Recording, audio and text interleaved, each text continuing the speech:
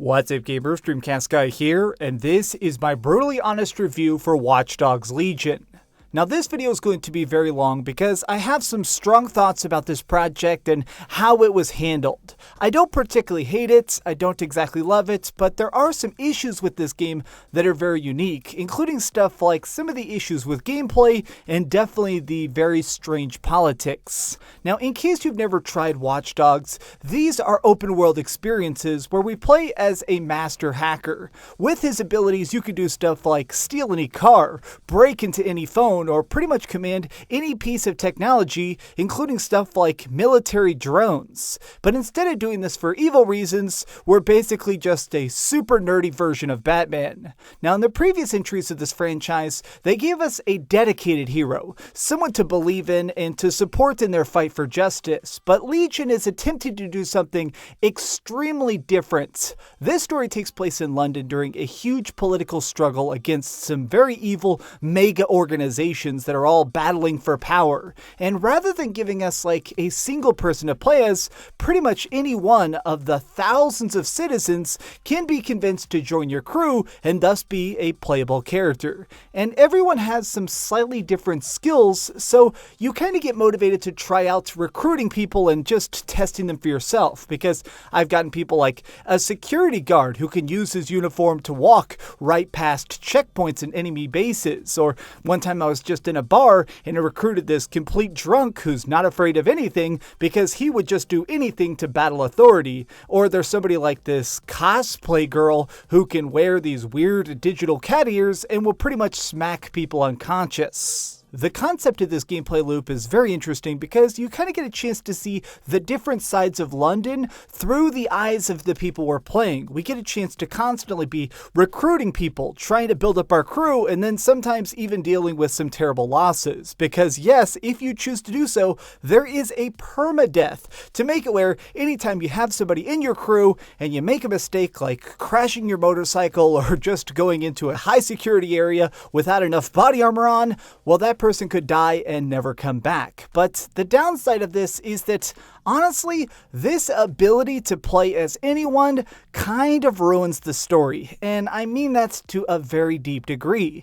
There is no main character. There is no true heart. There is no personal lens to give this a real grassroots feeling. And this makes it where the plot is never really written around a singular figurehead. Instead, it makes it where we're given a journey that just feels extremely flat and ultimately emotionless because there is no human core to it. This also leads to some hilariously nonsensical cutscenes due to the fact that since you could be doing something like rescuing a civilian as one character and then you switch to a different hero and the conversation will just continue despite the fact that you switched to a different member of your organization called DedSec and seemingly no one notices that the person is gone. It seems like there's maybe like 18 voice actors or something, and so every time you play as one of these people, you're just getting some random bonuses and you get like a random voice. And so it just makes it where you constantly feel like you're just floating through the city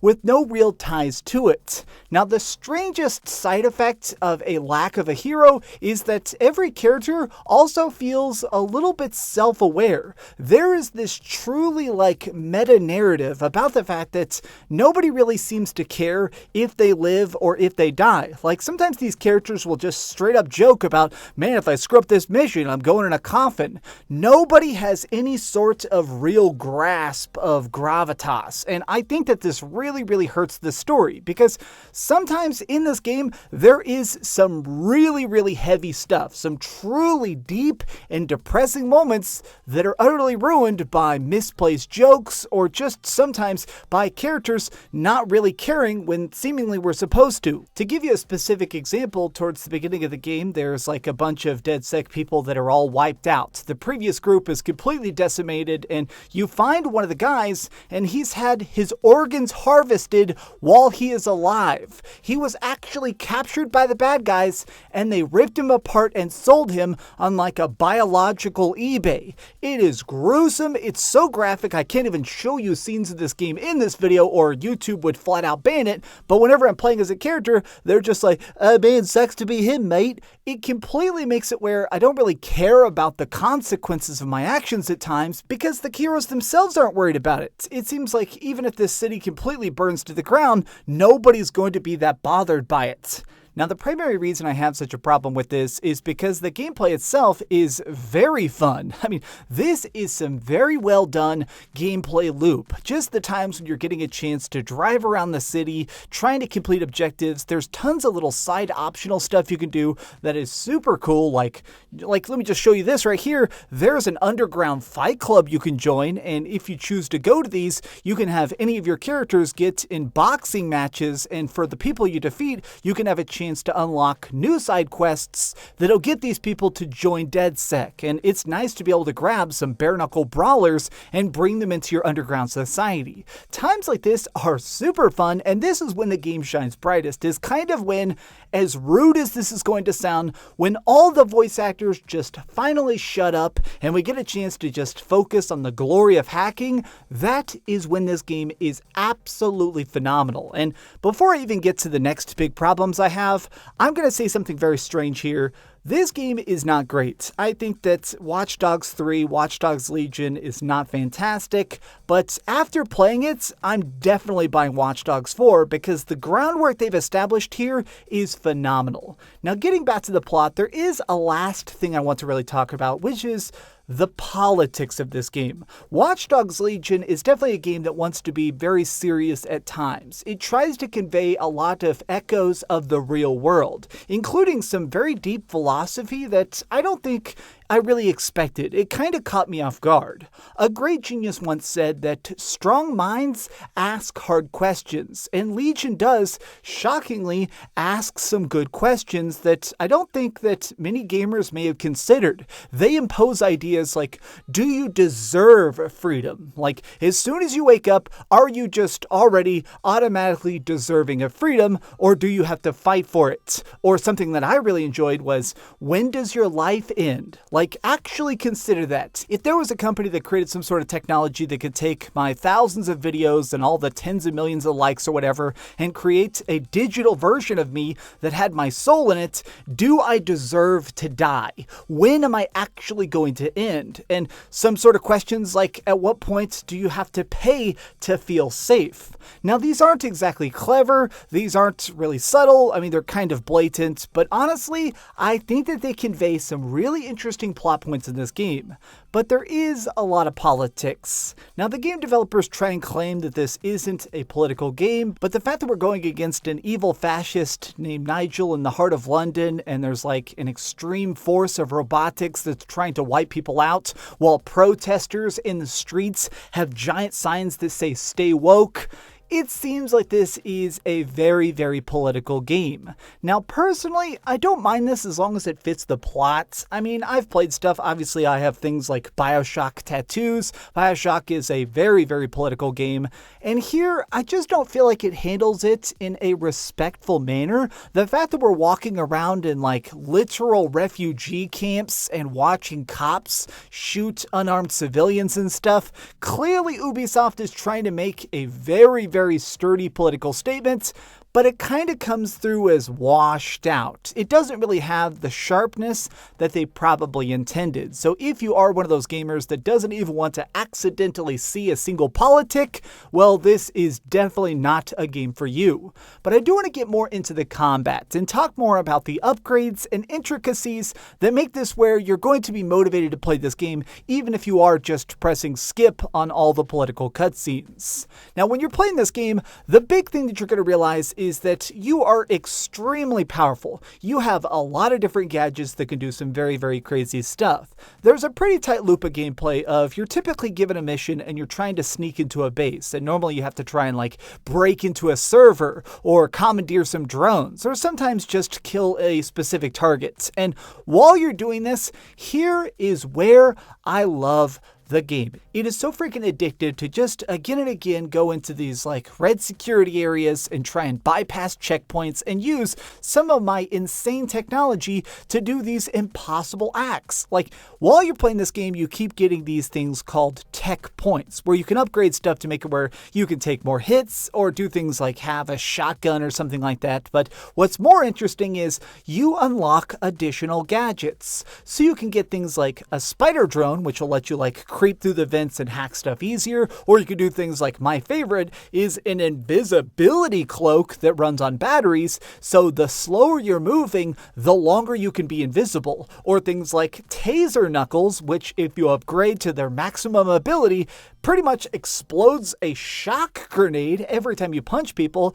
And using these things while you're sneaking around is just hilarious at times because you just feel overpowered. Now, as you progress, things do get slightly harder, but this is not what I would call a hard game. I mean, at all. Even if you're playing it with permadeath, this is a super easy game if you play it on normal difficulty because, I mean, these guys can't stop you. Yes, as you get deeper into some of the side quests, you're dealing with guys that have like body armor on and there's more killer drones and stuff, but as you keep upgrading yourself, you can start to make it where I can now take over the drones in the sky and make them my friends so they'll fight on my behalf or just straight up try and dominate networks. I got one character who can press a button on her watch and it will jam every person's gun for 100 meters in every direction. So a lot of times I would just jam every gun and run away if I got spotted and nobody could stop me.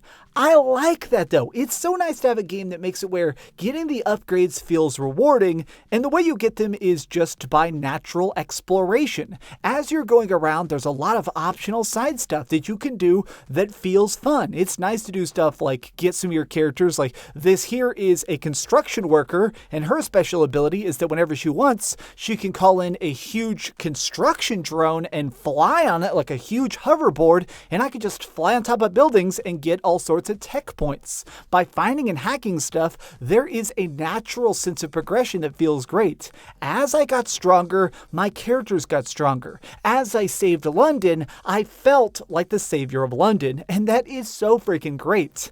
Now, something I do like about this game is that the story is conveyed through some interesting interactive ways. This isn't all just watching things unfold. There's some interesting stuff. Like, my favorite thing is that they do these displays called AR reconstruction, where you basically scan a bunch of data, scan cameras and stuff, and it will build a hologram of events that already happened. And it does this a lot, but getting a chance to walk through like crime scenes and see a reenactment right in front of you and try and scan the knife of a killer and try and get more clues. It has a really interesting like crime scene investigation vibe that absolutely works. But now we have to go back to the bads because the major thing that kills these moments is the very broken gameplay at times. Now, the major issue is two big things, which is I had a lot of hard crashes. During the course of this game, I had 9 hard crashes while beating the main campaign. It's just one of those games that seems to have some major coding issues that will hopefully be patched. But in its current format,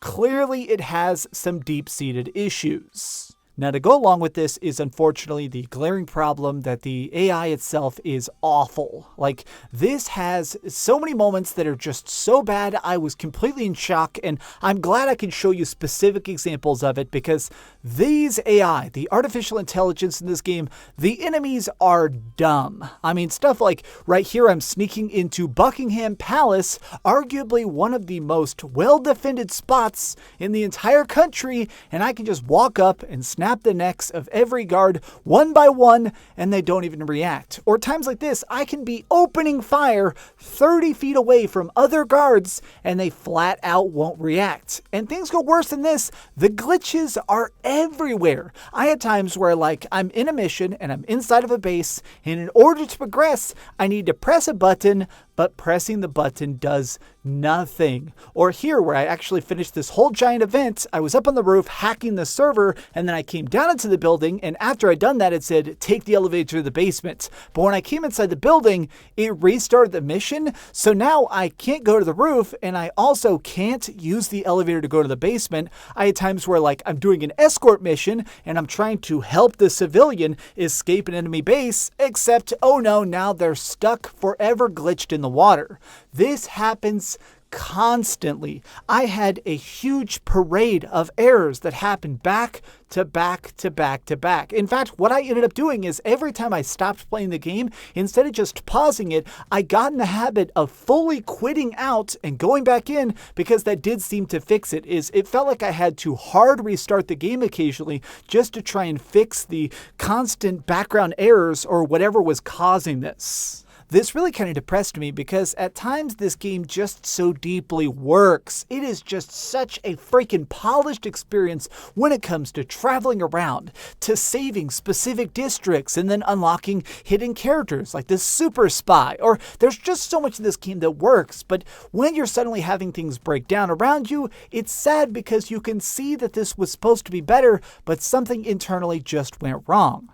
I cannot hate this game, and in a way, I find the high points to be so fun, I can kind of forgive a lot of these problems. But overall, I have some very mixed feelings. Okay, so we've heard some good and some bad, but let's go to the ratings board and put a big number on it. I am giving Watch Dogs Legion a 7 out of 10. I want to end this video by just saying that if you find yourself craving a really detailed next-gen experience, something that's going to be open world and cool and stuff, I think that this game is going to be much better when it comes to the Xbox Series X and the PlayStation 5. But playing it right now on my Xbox One, it's decent. It's not amazing. It's probably not going to be remembered in a year or so, but for now, I had a good time with it at parts. The highs are very, very high. Thanks so much for watching, gamers. If you enjoyed this video, please give it a thumbs up, share with your friends, and subscribe if you haven't already. But do me the biggest favor of all and keep dreaming. Thanks so much for watching that video. If you want to see something else, you can always click this link to see what I put up last, or, subscribe and see what's coming up next. Also, I promise that whatever I do, it'll try not to suck.